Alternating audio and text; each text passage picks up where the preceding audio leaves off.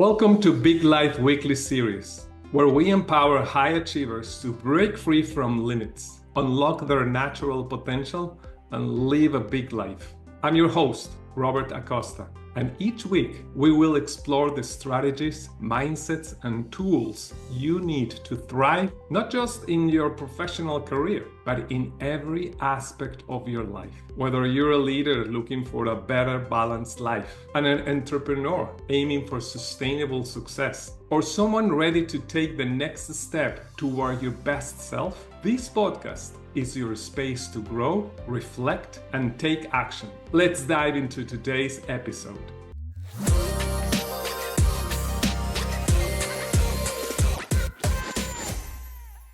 Hello, I'm Robert Acosta, and I'm here with Dr. Joe L. from Tula Soul, a holistic healing practice. So welcome, Joe. Thank you so much for having me. I appreciate it. It's my pleasure. So let's start right away so we can capture as much as possible to showcase your business. Okay? Thank you.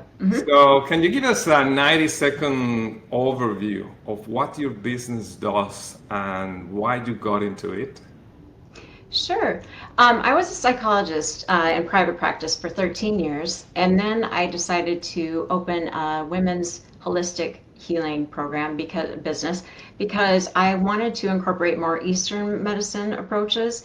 Yoga, I started doing yoga in 2010, became a teacher, and it really changed my life. And I wanted to offer that to my clients. And I also got involved in meditation, training, teaching, and some other things. And I noticed that in psychology, I was kind of limited by the diagnostic approach and insurance companies' limitations. So I felt like I could expand and offer my clients more, doing a more holistic business where I could tailor treatment options for each client.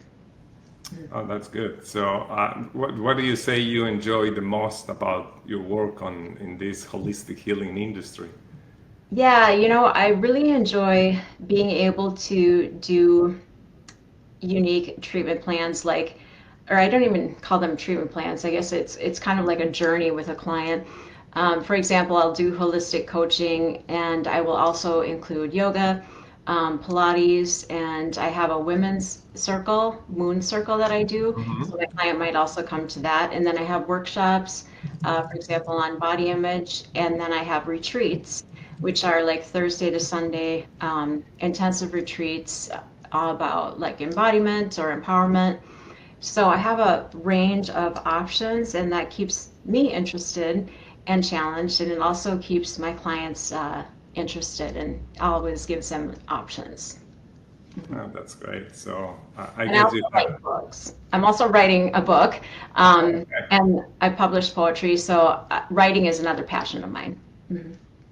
Well, I think it's important because when you write, you create images in your mind, and that becomes a feeling, and then you want to act, right? And that's when your body's moving, and that's the connection with the yoga and all the things that you do. So Yeah. Yep. makes sense. Like Makes reading sense with that the you audience. yeah, makes sense that you like writing. Yeah. Yeah. So how do you in your kind of business that you do? How do you define success? I define success not so much with numbers or things like that. I define success as, first of all, being fulfilled with what I do, and that's very easy because I love what I do. This is my calling, as well as helping people.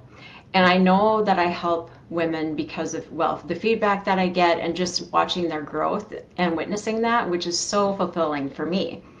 And also just continuing to learn. I'm always learning. I'm always in a training program. So for me, that's feeding my soul because I need to always be learning something. So that's another really important means of success because I'm learning what I'm very interested in. And just being able to facilitate programs for women and being able to educate women is, for me, that's winning. So yeah. So you can see your clients or the people that participate with you thriving in their lives and Yes. changing something in their lives, and Yes. that's the way you can measure your success. Very much so. Yes. I can't, I mean, every client I've worked with has made significant change. I can easily say that. Mhm. Great. Well, I'm just curious, what is the biggest problem, or because everything looks fine and beautiful, but I think it's sometimes we have some challenges that we have, and particularly in your industry of healing, that I think there's a lot of people, a lot of noise, and not necessarily the right noise. So, what is a challenge that you see in your industry, and how are you solving it? Oh my goodness, I could go in so many directions. Um, so are you talking about the challenge in the industry or challenge that people face, women face? No, in the industry. So you working in that industry, what are the challenges in order to your business to thrive and to really be Yeah. successful? Well, the market is pretty flooded with coaches, and I think so. Recruiting clients can be a challenge.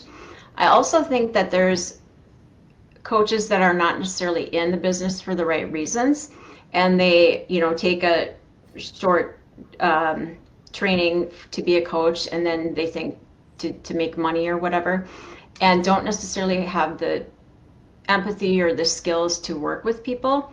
And I have a background as a psychologist, so I do believe that I have an advantage because I know the psychological viewpoint, and I know all these modalities and theories.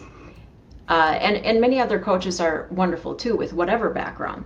But I think sometimes it's really important to have an understanding of a lot of different things and be trauma informed, which is lacking in a lot of coaches. So I think that's a big problem because people can be re-traumatized. For example, I had one woman who came to me and she disclosed sexual abuse, and she was very pleased with how I reacted and how I interacted with her because, and she said, 5 years ago I went to a psychologist actually, and the psychologist, when she told her, just kind of continued taking notes and didn't even, you know look at her or react. So that kind of response is really, so then she waited 5 more years. So some of that stuff can be tricky. But yeah, recruiting clients can be an issue. And so I think one thing that coaches need to do is really distinguish what they do best and really highlight that and pick like a particular niche and then really, really develop in that area in order to stand out. Mhm. So what is your niche, or the niche that you focus on? I think you already said it, but however. Yeah, I think I focus on, well, first of all, I focus on women and I focus on kind of this holistic approach with different, like I do somatics, I do energy work, I do yoga, and I have the psychology background. So I think for me, it's just the blend of techniques that I use. Yeah, that's kind of my unique. And yeah, my flavor of blending a lot of different things and having the background in Eastern and Western medicine. Right. I think what you say is crucial to understand people first, then offer a solution, right? Yes. Because Yeah. some people, well, I think in your industry there are holistic healers that Yeah. they just work with a solution and they need to connect. I have my solution, you better Yeah. connect to my solution. Instead of, Right. oh, I'm gonna hear you first. What is the issue? What is the problem? And how can I tailor my Mhm. solution into your specific need? And that's where being you a psychologist, I think helps you a lot, right? Oh, definitely. And I think you can get too uh, rigid with you. Like, for example, if someone does Reiki, then they might, for example, think that that's the only solution. Whereas for me, I believe that Reiki is a good complement to what I do, as well as cognitive behavioral therapy, as well as energy healing, as well as doing salt baths. You know what I mean? Like there's a whole range, and there's not one right or wrong thing. It's a complement of different treatments. So I think it's good to be recommending other things too, and not to think that your way is the only way. Right. Yeah. Well, having said that, who would you say is your ideal client, and what significant outcomes can they expect when working with you?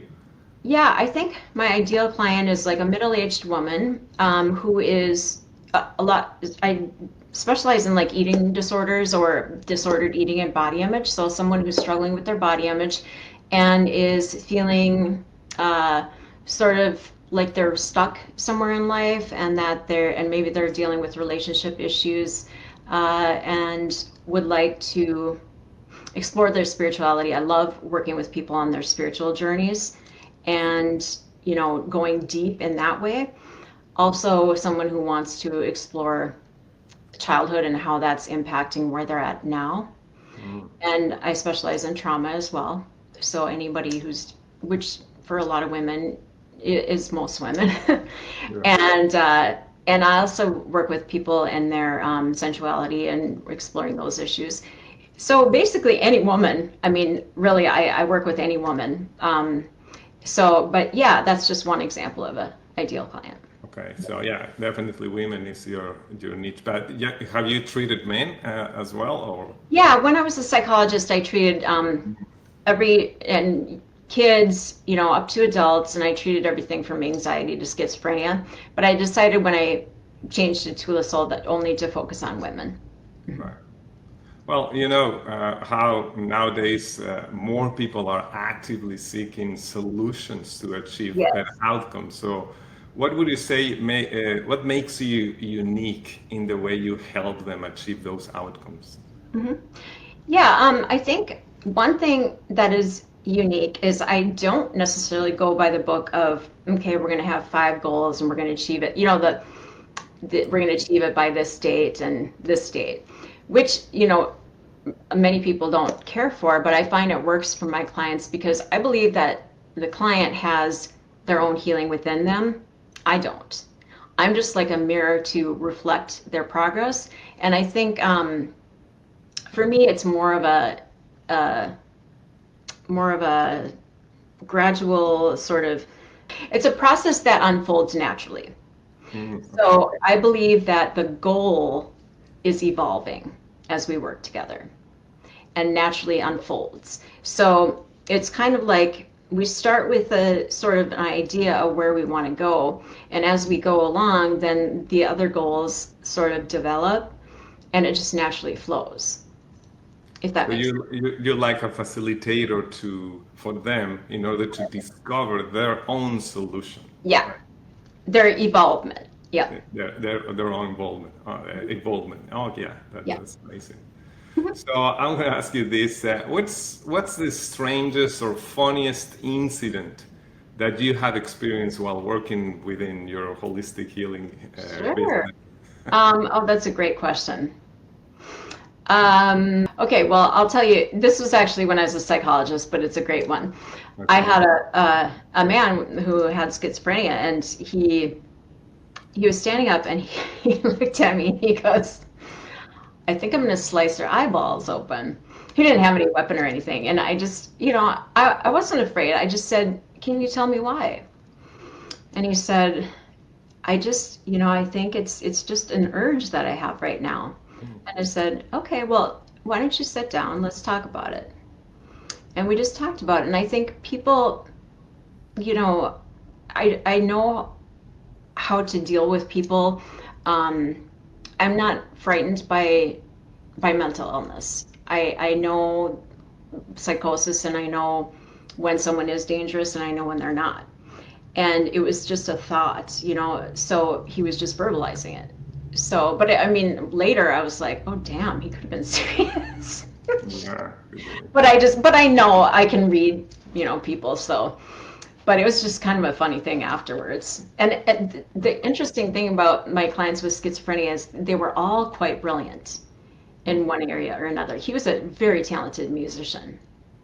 And some of them, yeah, I learned sometimes in their psychosis, they would be talking really fast, and I would just be like, oh, I wish I could write this down because just brilliant things would come out. So that was a unique experience. Yeah, I think yeah, you are well working with different kind of people and different stages of life. You hmm learn a lot from Yeah. them, and you keep learning for from by them for Yeah. yourself, right? And even learning yourself Oh, how human mind works. It's yes. something, it's still to be discovered, right? Yeah, it's a privilege, the work I do, because I learn just as much and grow as much from my clients as they do from me. Hmm. Right. So, talking about the industry and the business you're in again, what do you see, what do you see as the coming trends within this holistic industry? Yeah, I think more people are leaning towards Eastern medicine. I think as Western medicine is not necessarily working so well, especially like with medications, not necessarily doing. And it's funny because Western medicine is now doing things like yoga, but calling it something else, like adopting it with a Western name, Yeah. even though it's yoga, right? Um, and doing other practices that are Eastern medicine, but calling it something new, like meditations, and they're having a, a different like breath work name for it when it's pranayam, which is yoga, or I mean meditation. So it's kind of like they're adopting practices that are thousands of years old from the East. Right. So we're kind of like going backwards, which I think makes sense, which is so we're going more towards holistic practices, which is great because I think, and it's a combination, of course, we need both Hmm. viewpoints. So I think I see that as a trend. And I also see more people getting coaches because it just seems more and more common. And this life is really hard. I mean, I think, yes, we have our friends and we have our family, but you need somebody neutral. You need like an outside perspective, somebody to really help you, especially with social media. Our connections are not as real anymore. Um, I think there's a lot of like pressure to have friends online and to post and to do all this, and there's something very disconnecting about that, something, and it disconnects us from ourselves as well. Right. So having a real person who's engaging with you and who is helping you and who's guiding you, or not guiding but providing a mirror for you, is very helpful. So I think that's one of the reasons why people are gravitating towards coaches. Yeah. Yeah, yeah, I agree. That's a trend. Still not very clear for many people, Yeah. but eventually it's accelerating the people Yeah. that are looking for a coach. And as I always say, nobody's looking for a coach, but more people are looking for solutions or for to Yes. change their life in a way. And then Right. you ended up with a coach if you find something reliable to you, right? Yeah, and I think people are gravitating towards coaches rather than psychologists because of the stigma, like, Okay. oh, I don't have a mental illness, but I do have, and I think that the basically this, the diagnoses of psychology are just simply a way to label symptoms and communicate about that. Really underlying them is a spiritual emptiness, right? So it's just a different way to look at it. Mhm. So, what advice would you give to someone that is just starting within this industry? What would you say a new person that is going to enter into this business? What would you say to him or to her? I would say follow your instinct and definitely realize that it's going to be hard and keep with it. Don't get discouraged, and you can do it. You can do this business and do. I definitely do it. Well, you could do a business with other people, but don't. I mean, for me, it's like I got to work for myself. And I think that's the easiest way to do it. So I never did any business training. I never had any assistants. I just kind of taught myself as I went along. So that's probably not the best idea, but it worked. Um, so it might be good to get help. But I think just really sticking with it and believing in yourself. That's what I did. I was just like, this is going to happen, and just kind of kept going at it, even though I didn't know anything what I was doing. But you just kind of learn as you go along and believe in yourself and believe in what you do.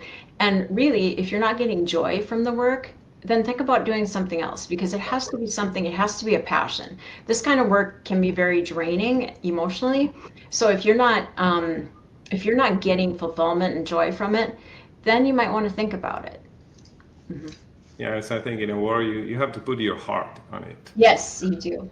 Work with your heart, and everything else, yes, you can be helped with, but nobody can change your heart. It That's has right. to come from your heart, from within, That's right. like a Yeah, I calling have to make to money. do. It's so much more than that. Yeah, it has to Yeah. be. Because you don't want to do a disservice to your client. You have to be 100% in. Right. Yeah, that's correct. So let's flip the coin and let's talk about one of your biggest failures or challenge, let's call it that way, Sure, that you sure. have faced to this point in your life. It could be even personal, but that what is Okay. connected with your business and how even as something that you are challenging yourself personally can shape or has shaped the way you do your business. Sure. Yeah, one of my challenges in life is anorexia, which has been basically, I was first hospitalized when I was 12. So that was very young. I didn't even know what an eating disorder was. I just knew that I stopped eating and I was terrified of eating.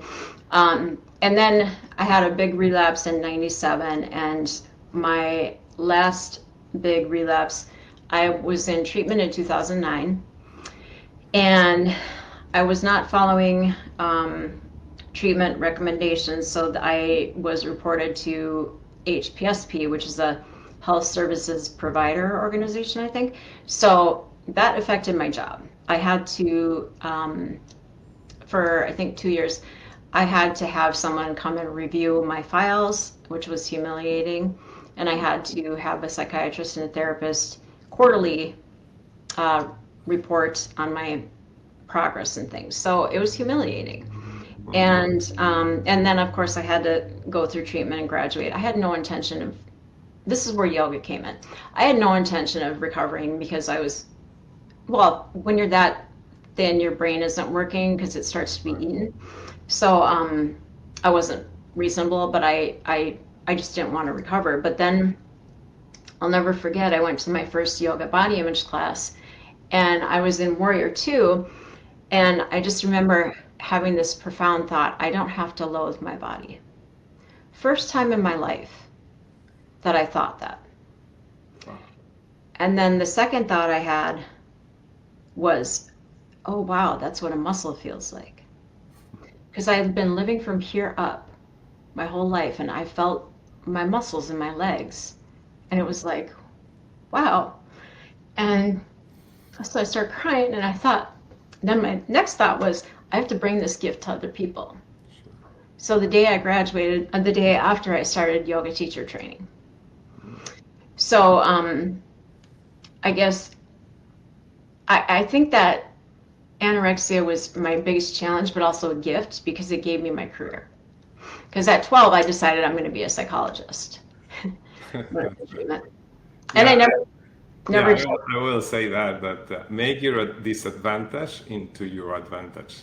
I sure did. When you do that, you're really serving, and you really Yeah. can have a great life and impact others Hmm. very, very, very, very straightforwardly. So yeah, Yeah. Yeah. that's amazing. Thank you for sharing Yeah, that no story. problem. So, what is the one thing that has been in your business most instrumental, you would say?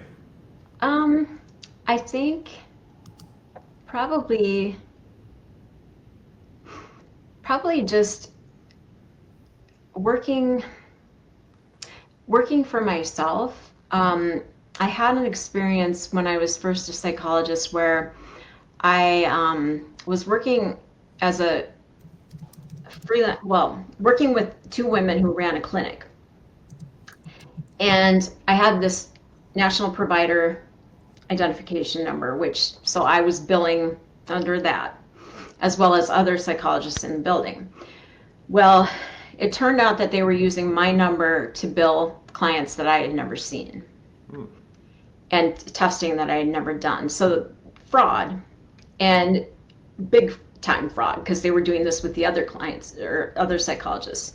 So we ended up reporting it to the Attorney General, had to go down to the office, and there was a court date, and we were supposed to go testify. It's a weird story. The day that I was supposed to go testify, that morning, I had emergency surgery. My colon twisted. Um, a coincidence, but I think, oh my God, the stress.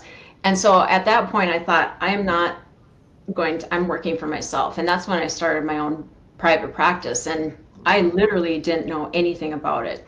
But I think what I learned is that I'm resilient and that I can do what I need to do to work for myself. And working for myself has been so freeing, and just I love it. Being able to be independent like that and learn all of the skills that I've had to learn in terms of being a businesswoman has been fantastic. Yeah, And I then think, opening another business is just great. yeah, I think you have had a lot of challenges, and as you say, well, maybe you don't need a lot of help or a lot of business knowledge, but of course it helps if you can. Yeah, You can do yeah, it the hard way or the easy way. There's yeah, no easy way, but a lighter way. yeah. But still, if you don't have the heart, if you have the passion, if you really don't really want to impact other people, you can be an expert in businesses and in numbers and everything. It's not going to happen. That's, You're not going to be successful. So I yeah, think you had the most important ingredient. So everything yeah, else is going to put into in their place by yeah. themselves, That's a good point. and That's a good it point. happened. Yeah, I know. Hmm. So, having said that, what is the next area for you personally and for your business? Well, I'm going to be doing some more retreats, so I'm looking forward to that. And then also, I am co-authoring a book right now. Marco Robinson is starting this book series called Start Over, Turn Any Loss into a Sensational Comeback. And I will be co-authoring one of the chapters where I do talk about anorexia and how that, just like what we talked about, how that I turned that around to be something that was very useful for me. And I'm also writing my own memoir, so I'll be publishing that soon. And yeah, so that's on my table for right now. And I also want to start a podcast for my business too. Yeah, yeah. So, what's the idea? When you have a podcast or something, what do you want Yeah, to it's accomplish? going to be basically just a wellness podcast and just having a lot of, conversations and having guests, talking about some controversial stuff. Uh, I like being controversial, like sexuality, women's rights, some political talk, uh, psychology, all just across the board. I'll probably talk about everything and invite some poets and things like that. It's just going to be a very general kind of the Dr. Joe show. No, that sounds amazing. Yeah, it should be. Let me ask you this: if you could have lunch with one person, Ooh, living or dead, who would it be and why? ooh, I love that question. Maybe Martin Luther King Jr. Yes, why? Let's talk Yeah, about that. because I want to pick his brain, not just because of his, brilliance and his generosity and his the work that he did. I want to know who he is. I want to know the pain. Mm, I want to know what fueled all of that passion because it was pain. right. And that was never talked about. Yeah. That's what I want to know. When I meet people, I don't want to know about their cheerfulness or the good things that happen in their life. I want to know what's underneath them because that's how they built their character. So he has amazing character. I want to know how that developed. Right. So you're saying it's through the pain is when we do better things, or we react, or we really not enjoy, but find our purpose through our pain, or it's That's easier. right. Okay, yeah, makes sense. Yeah. So you can even write a biography or the inner biography of Martin Luther King if you go Yeah. inside of him, let's Yeah. say, right? Everybody's inside the shadow side is so much more fascinating Yeah, from that's my point of view. yeah, very good, very good. And even from Martin Luther King, who's not alive yet, but Mhm. maybe you can it could be maybe fiction, but you would say, I think my theory is that the pain behind what this man did is this, and that, and even have like an interview with a someone that could be that Martin Luther King that nobody knew. I don't know. True. I'm just thinking out loud. Hey, why not? Who would you have lunch with? I would have lunch with the Dalai Lama. I think Yeah. it's my Yeah. favorites. Yeah, yeah. That would be a good one too. Okay, so you got to set up these lunches then. Oh yeah, well, I'm always hungry, so I don't have any problems of having a lot of lunches. Me too. So this has been amazing. So, what is the best way to people for people to contact you if they like to work or with all this? Yeah, that sounds great. My email is jo@tulasoul, so that's TULASOUL.com, and my website is tulasoul.com, TULASOUL.com. My Instagram is Holistic Coach Joe. Okay. And I'd love to hear from anybody. And I am taking clients right now, so that's Right. Absolutely. Yeah. Okay. So that was terrific. I enjoyed this conversation with you, and thank you so much for being with me on the podcast. Thank you for joining me on Big Life Weekly series. I hope today's episode gave you the insight, inspiration, and tools you need to move closer to the life you're meant to live. Remember, true success isn't just about what you achieve. It's about how you feel while you achieving it. If you found value in our conversation, please subscribe, leave a review, and share this episode with others who are ready to embrace their big life. Until next time, stay focused, keep growing, enjoy life, and break free.